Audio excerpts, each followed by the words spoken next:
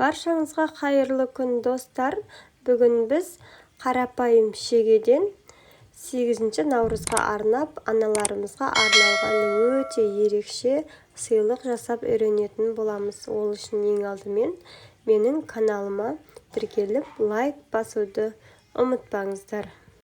Ол үшін бізге қажетті заттар осындай көлемде ағаш қажет болады, және ана деп принтерден шығарып аламыз, және майда шегелер қажет болады, балға, ыстық клей міндетті түрде, осындай сұры жіп, қайшы, және кішкене қыстырғыштар қажет болады, және светильник қажет болады. Осындай жіп және аналарымыздың өзінің суреті қажет болады. Ең алдымен ағашымызды жақсылап жиектерін барлығын қаптап алатын боламыз. Қолымызға кіріп кетпес үшін тазалап аламыз. Және барлығы әп-әдемі шығу үшін принтерден ана деген жазуды қиып шығарып алатын боламыз. Осылай қиып алып, карандашпен өзіміздің көз мөлшерімен осылай өлшеп араларын бастырып алатын боламыз. Енді бастырып алдық. Енді сызғышпен өлшеп отырып, араларын 1,5 сантиметрден шеге қағатын орнымызды белгілеп алатын боламыз. Міне. Енді шегесін қағып, әр белгіленген нүктеге шегені жартылай қағып шығатын боламыз. Барлығының бойы бірдей болуы керек.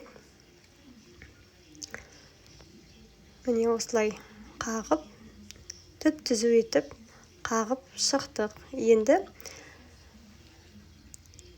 декоративный светильнигімізді алып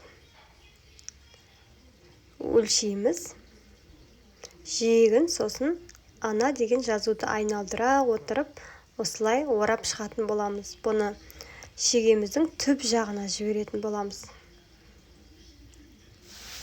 Енді ыстық клей арқылы барлығын бекітіп шығатын боламыз. Әр жерден бекітеміз. Міне сол кезде осылай жанып тұратын болады. Енді қызыл жібімізді алып, бір шегеге жақсылап байлап, қалғанын осылай шимақтап орап шығатын боламыз. Тек бұл беткі жағына істелетін нәрсе. Жақсылап қайта-қайта анық болғанша орап шығатын боламыз. Міне біздің ана деген жазуымыз дайын болды. Енді сұры декоративный жібімізді алып, төбесіне сурет ілетін жіп жасайтын боламыз.